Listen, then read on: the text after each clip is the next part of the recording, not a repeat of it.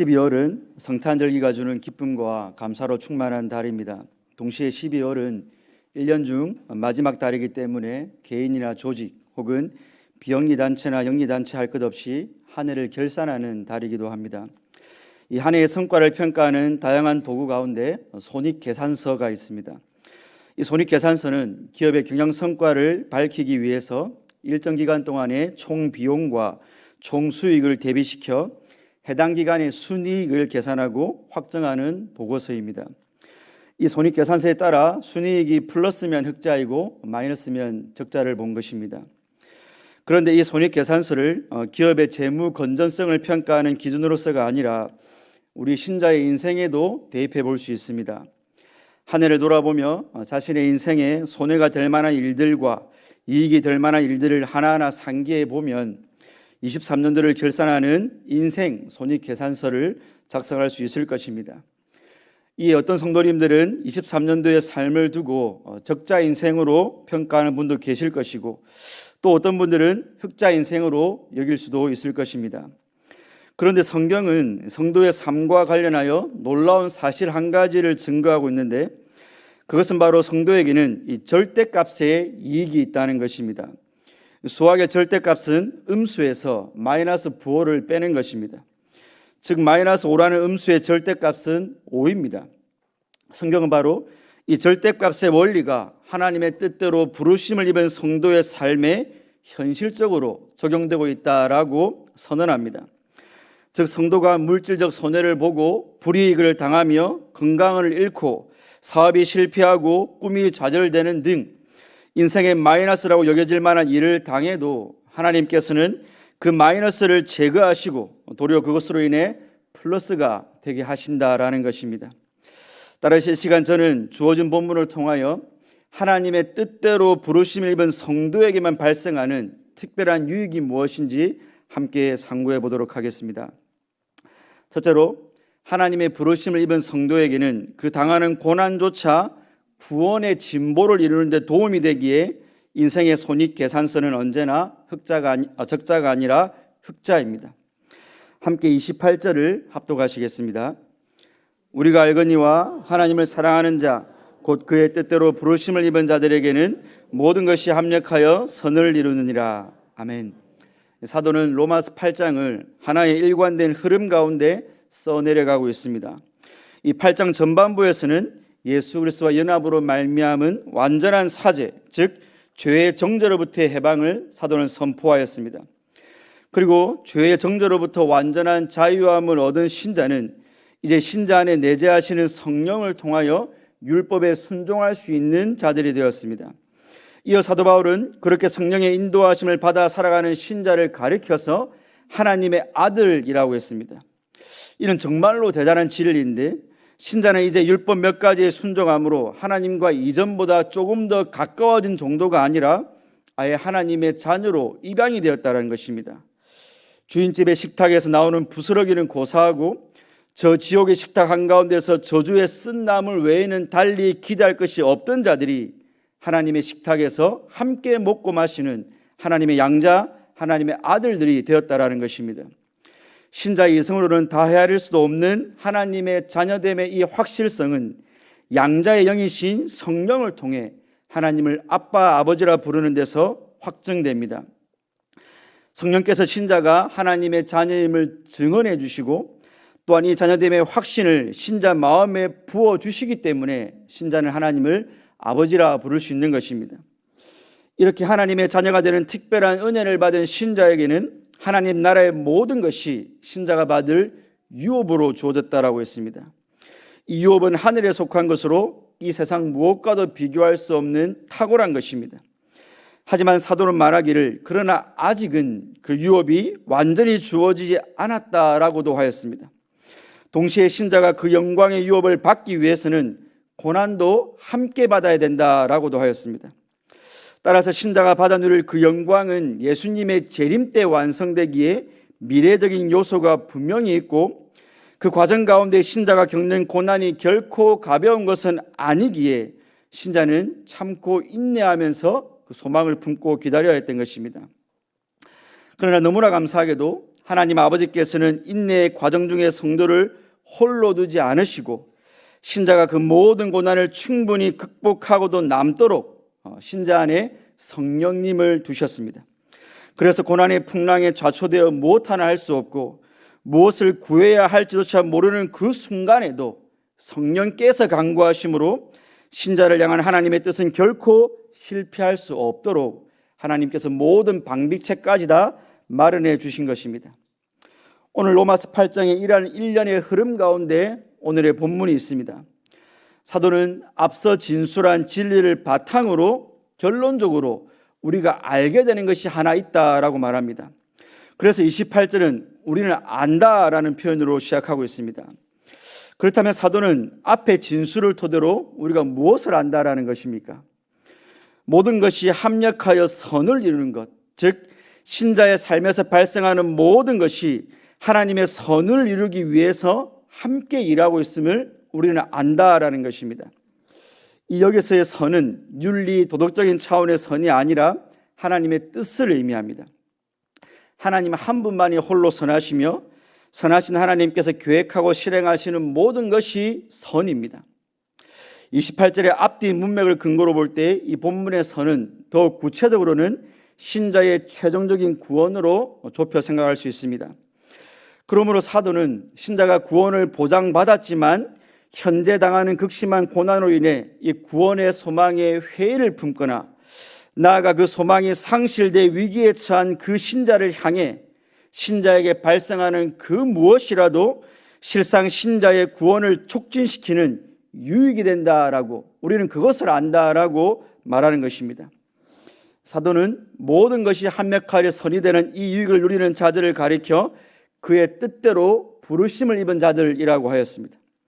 즉 신자나 불신자나 공이 비슷한 악과 고난에 노출된 것처럼 보이지만 그 악과 고난조차 선으로 작용하는 그 복은 오직 구원으로의 유효한 부르심을 받은 택자에게만 주어지는 특별한 복이라는 것입니다.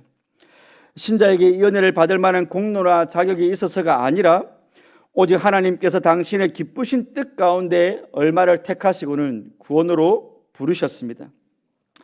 사도는 이 구원으로의 부르심을 받은 자들을 하나님을 사랑하는 자들이다라고 묘사하고 있습니다.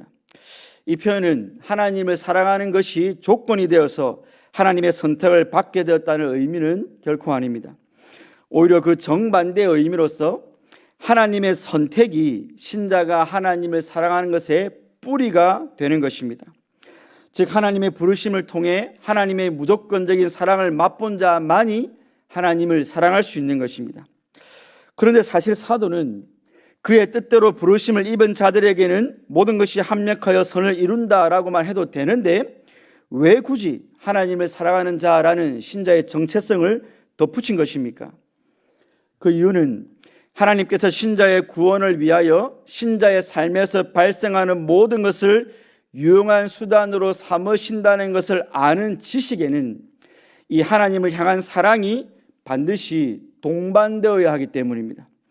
하나님을 향한 사랑이 동반된 진리를 소유한 성도만이 자신의 삶에서 발생하고 있는 하나님의 주권적 섭리의 유익을 더 온전히 누릴 수 있다라는 것입니다. 성도 여러분, 여러분을 구원으로 부르신 하늘 아버지께서는 여러분이 알기를 원하십니다. 여러분이 성령을 통하여 하나님의 자녀가 된 것을 알기를 원하십니다. 그리고 하나님의 자녀가 된 여러분에게 장차받을 영광이 예비되어 있는 것도 알기를 원하십니다. 그리고 그러나 장차받을 영광의 소망이 실현되는 그때까지는 현세에서 받을 필연적인 고난도 있음을 알기를 원하십니다. 그래서 그 영광의 소망이 성취될 때까지 현세에서 당하는 모든 것들은 결국 여러분의 구원에 유익이 된다는 그 사실까지도 알기를 원하십니다. 그러므로 하나님께서 여러분으로 하여금 알기를 원하시는 이 진리에 입각하여 올 한 해 각자의 삶에 발생한 대소사에 우리는 성경적인 의미를 부여해야 합니다. 오랜 불경기 가운데 이 근근히 버텨오던 기업을 폐업하게 됐거나 불의의 사고를 당했거나 전혀 예상치 못했던 중병을 얻게 되셨거나 원하는 대학에 입학하지 못했거나 수년 동안 드리고 있는 기도에 아직 응답을 못했거나 혹은 그 무엇이 됐든 성도 여러분이 올 한 해 경험한 모든 사건들은 하나님께서 완성하시고자 하는 여러분의 구원을 위한 유익으로 수렴되는 것들입니다. 앞에서 열거한 예시들을 현상적으로만 따진다면 기업이나 직장의 폐업은 금전적인 손해이고, 중한 병을 얻은 것은 건강을 잃은 것이고, 불의의 사고를 당한 것은 평범한 일상을 빼앗긴 것이고, 입시에 실패한 것은 꿈의 좌절이고, 기도의 무응답은 하나님의 부재와 같은 상황이지만 하나님께서는 이 모든 것들까지도 총동원하여 여러분의 구원을 이루는 데 플러스가 되도록 지금까지 하나님이 친히 역사하고 계신 것입니다. 따라서 올해 12월까지 여러분 인생의 손익계산서는 결코 적자가 아니라 흑자이며, 올해 12월까지 뿐만 아니라 여러분 평생의 삶의 손익계산서 역시 적자가 아니라 넘치고 또 넘치는 흑자임에 틀림없습니다. 그런데 여러분, 하나님 아버지의 이 자상하고도 완벽한 섭리가 여러분의 삶에 더욱 실제적인 유익으로 작용하기 위해서는 여러분의 그 믿음에 하나님을 향한 사랑이 동반되어야 합니다. 이렇게 사랑이 동반된 믿음에 대해 사도 바울은 갈라디아서 5장 6절에서 사랑으로서 역사하는 믿음이라고 하였습니다.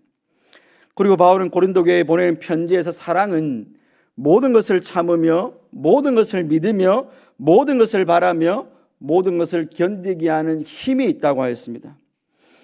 사실 무지한 우리 인생은 올해 내 사업이 망하고 직장에서 해고된 것이 내 구원에 어떤 식으로 유익이 되는지 우린 잘 알지 못합니다. 하루아침에 중환병을 얻어 매일 임박해오는 죽음을 마주하며 남은 가족을 생각하는 그 아픔이 내 구원에 어떻게 작용하는지도 사실 우리는 모릅니다. 왜 올해가 아니라 내년에 혹은 삼수까지 해서 내후년에 대학에 입학하는 것이 내가 하나님의 나라에 들어가는 것과 도대체 무슨 유익이 있는지 우리는 알지 못합니다. 하지만 하나님을 사랑함으로 하나님께서 하시는 모든 것이 늘 선하며 그분께서 내게 베푸시는 모든 것은 하나님의 사랑에서 기인한 것임을 믿는 성도에게는 그 사건이 발생한 정확한 이유와 목적을 아는 것이 그렇게 중요한 문제는 아닐 것입니다. 다만 내가 사랑하는 그분이 허락하신 것이고 그분께서 내 구원의 유익을 위해서 그렇게 하셨다라고 말씀해 주셨다면 그것만으로도 충분한 이유가 되는 것입니다. 바로 이러한 연유로 사도 바울은 하나님의 뜻대로 부르심을 입은 여러분들은 동시에 하나님을 사랑하는 자라는 사실을 상기시켜 주었을 것입니다. 그러므로 하나님을 진심으로 사랑하는 경향의 성도님 역시 지나온 삶의 모든 것들이 여러분의 구원의 진보를 위해서 하나님께서 사용하신 방편들임을 믿으며 그 모든 것들로 인하여 주님, 내 잔이 넘칩니다라고 고백하실 수 있기를 주님의 이름으로 축원드립니다. 둘째로 하나님의 뜻대로 부르심을 받은 성도가 받을 최고의 수혜는 성품과 몸이 예수님처럼 되는 것입니다. 우리 함께 29절과 30절을 합독하시겠습니다. 하나님이 미리 하신 자들을 또한 그 아들의 형상을 본받게 하기 위하여 미리 정하셨으니 이는 곧 많은 형제 중에서 맏아들이 되게 하려 하심이니라. 또 미리 정하신 것들을 또한 부르시고 부르신 것들을 또한 의롭다 하시고 의롭다 하신 것들을 또한 영화롭게 하셨느니라. 아멘. 이 함께 읽은 앞에 본문 28절을 회의적으로 받아들인 자들에게서 예상되는 질문에 대한 바울의 선제적인 답변이 함께 읽었던 29절과 30절입니다. 아니 도대체 이렇게 고통스럽고 끔찍한 고난이 성도의 삶에 지속적으로 발생하는데 과연 그 고난이 나에게 유익이 되기는 되는 것인가? 하나님께서 고난당하는 성도를 버리지 않으시고 과연 끝까지 책임져 줄 것인가? 등의 질문이 예상되는 질문이 충분히 제기될 수 있었기 때문입니다. 이에 바울은 28절의 내용을 조금 더 심화하고 강조해서 가르칠 필요성을 느꼈습니다. 그래서 29절은 왜냐하면이라는 이유 접속사로 시작하고 있습니다. 그리고 사도는 하나님께서 주권적으로 성취해 가시는 구원의 전 과정을 이 5개의 핵심 동사를 사용해서 설명하고 있습니다. 바로 그것이 본문에 기록된 미리 아시고, 미리 정하시고, 부르시고, 의롭다 하시고, 영화롭게 하셨다로 나타나고 있습니다. 이 5 동사의 주어는 모두 하나님이십니다. 그러므로 신자의 구원의 전 과정은 하나님이 시작하시고 하나님께서 완성하시는 것입니다.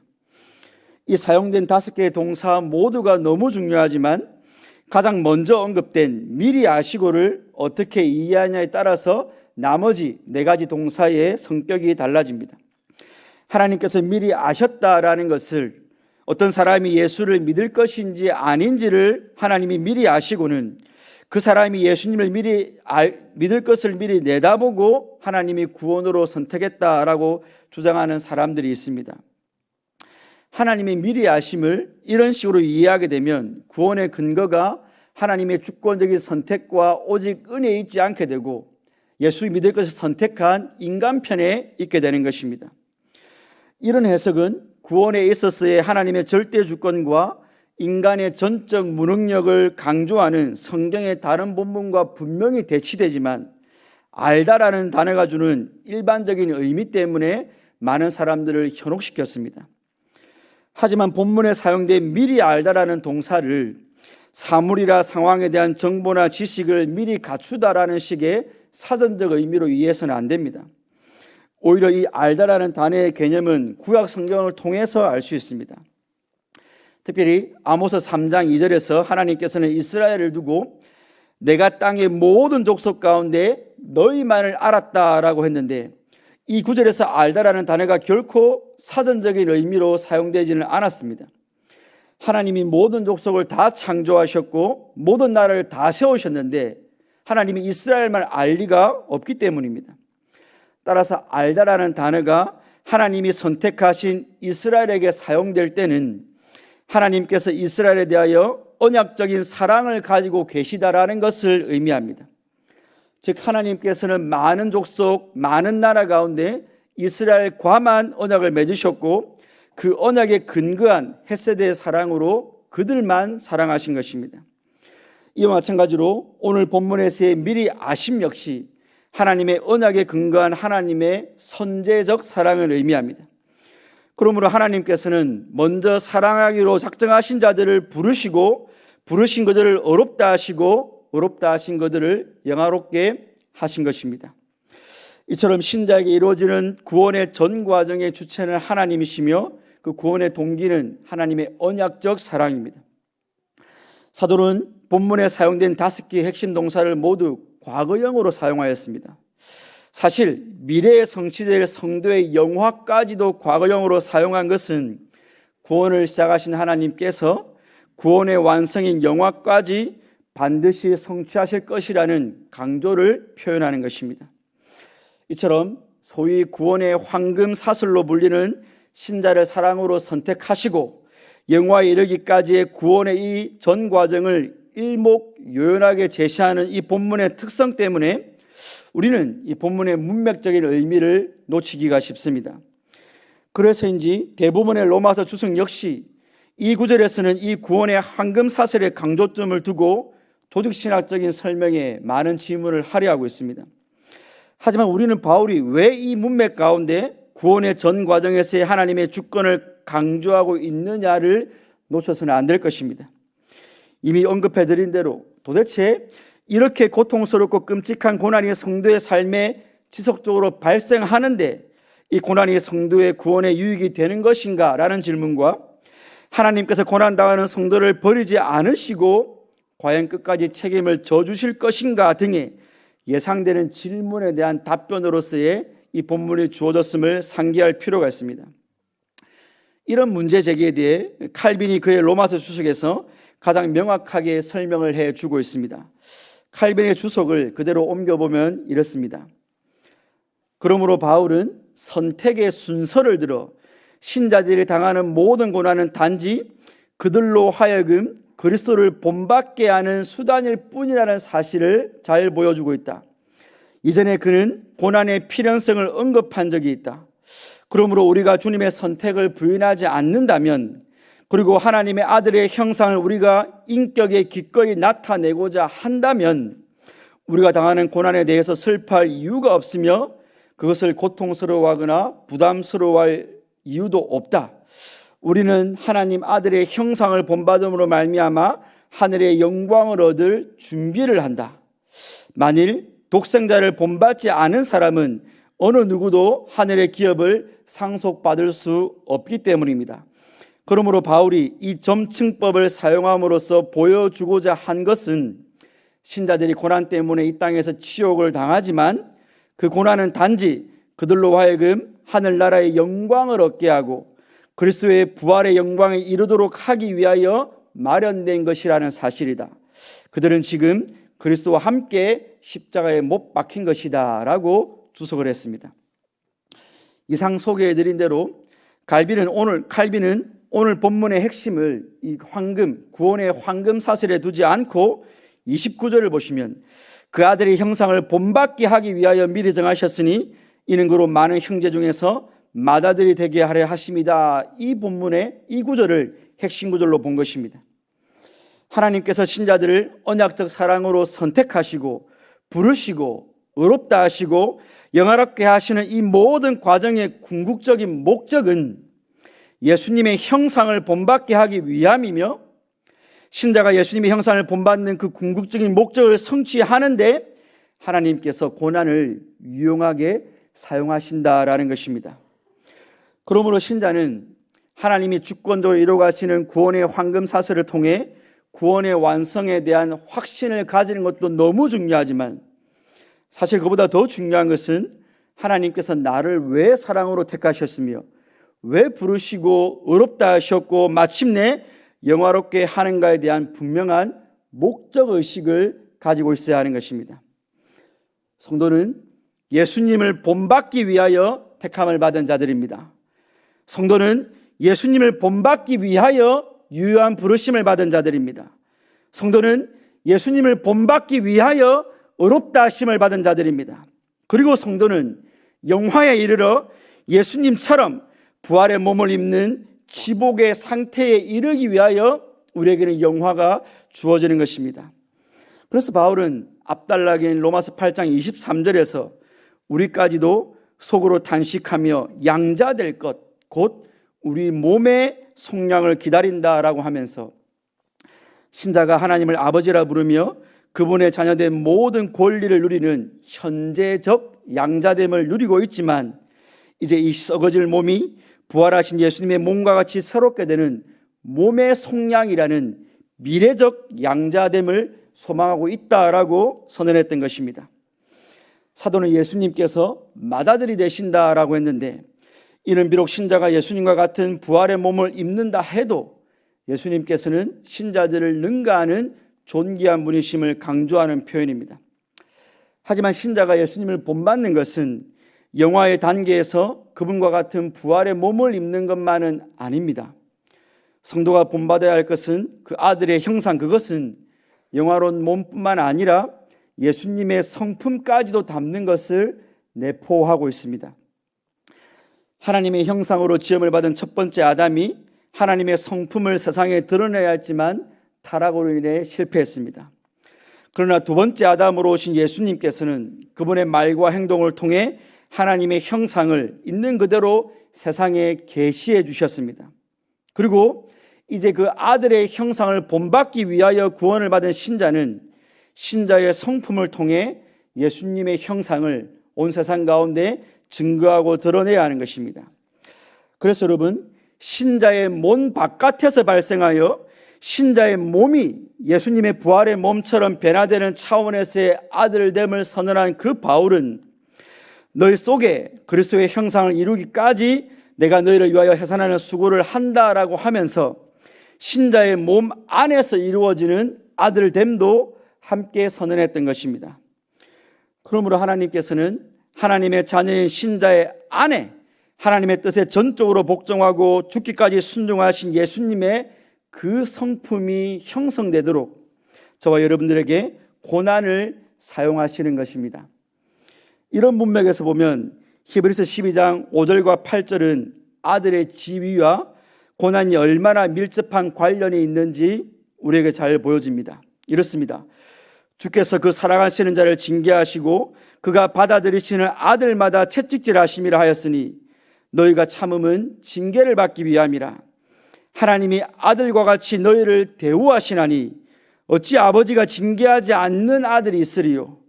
징계는 다 받는 것이거늘 너희에게 없으면 사생자요 친아들이 아니니라 라고 했습니다. 여기 징계로 번역된 헬라 파이데이아는 교육을 의미하는 파이듀오에서 유래했는데 이 파이듀오는 아이를 의미하는 파이스에서 유래했습니다. 따라서 히브리서 12장의 징계는 단순한 체벌이 아니라 아버지가 자녀에게 행하는 훈육을 의미합니다. 이때 이 고난은 하나님께서 신자를 하나님의 온전한 자녀로 만들어 가시는 훈육의 한 방편이자 동시에 신자가 하나님 아버지의 책임 있는 돌봄을 받고 있다는 증표가 되는 것입니다. 성도 여러분, 23년도 오늘까지 수고의 떡을 먹으며 눈물골짜기 인생을 살아내시느라 참으로 수고 많으셨습니다. 하지만 여러분이 지금껏 살아오시며 당한 인생의 고난이 여러분에게 아픔과 슬픔으로만 남아서는 안 됩니다. 고난을 포함한 모든 사건과 환경을 통하여 하나님께서 여러분에게 진정으로 남기시고자 하시는 것은 다른 그 무엇이 아니라 하나님의 참 아들이신 예수님의 형상입니다. 유한한 인생은 해야 하는 것과 할 수 있는 것 사이에 너무나 많은 괴리가 있지만 전능하신 하나님께는 해야 하는 것과 할 수 있는 것 사이에 아무런 틈이 없습니다. 즉 하나님께서는 당신께서 하고자 하시는 것을 반드시 하시고야 마는 분이십니다. 그러므로 하나님께서 우리의 구원을 처음 시작하실 때 입양한 당신의 자녀들을 독생자 예수를 본받게 하실 것을 계획하셨다면 하나님께서는 그 일을 반드시 성취하시는 것입니다. 여러분의 몸이 예수님의 부활의 몸을 입는 것은 영화의 때에 홀연히 발생할 것입니다. 그때까지는 이 육신으로 인한 죄악과 연약함과 질병으로 인하여 날마다 탄식하며 살아가지만 여러분은 몸의 속량을 받아 예수님처럼 될 그날을 고대하며 소망할 수 있습니다. 그리고 하늘 아버지께서는 여러분의 몸뿐만 아니라 내면까지 예수님의 성품을 온전히 닮아가기를 원하시며 또 그렇게 일하고 계십니다. 참 아들이신 예수님께서도 고난으로 순종을 배웠듯이 하나님 아버지께서는 양자로 입양한 저와 여러분을 하나님의 광야의 학교에 보내셔서 올 한 해 동안도 사람 막대기와 인생 책찍으로 여러분 한 사람 한 사람 안에 예수님의 성품이 새겨지도록 이끄신 것입니다. 그래서 여러분은 다음과 같이 확신하고 또 확신할 수 있습니다. 오늘이 지나고 내일이 오면 그리고 올해가 지나고 내년이 되면 나는 하나님의 참 아들이신 예수님을 더 닮아 있을 것이다 라고 말입니다.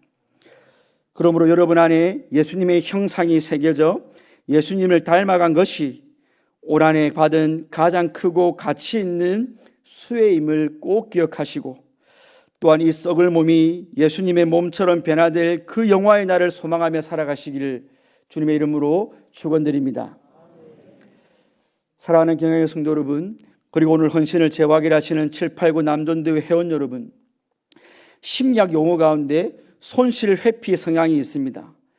이 손실 회피 성향은 이익보다 손실에 큰 비중을 두고 이를 피하고 싶어하는 사람의 일반적인 심리를 가리키는 용어입니다. 즉 동일한 크기의 이익과 손실의 가능성이 존재할 경우에 많은 사람들은 이익에 대한 기대보다 손실에 대한 두려움을 더 크게 느끼는 경향이 있다는 것입니다.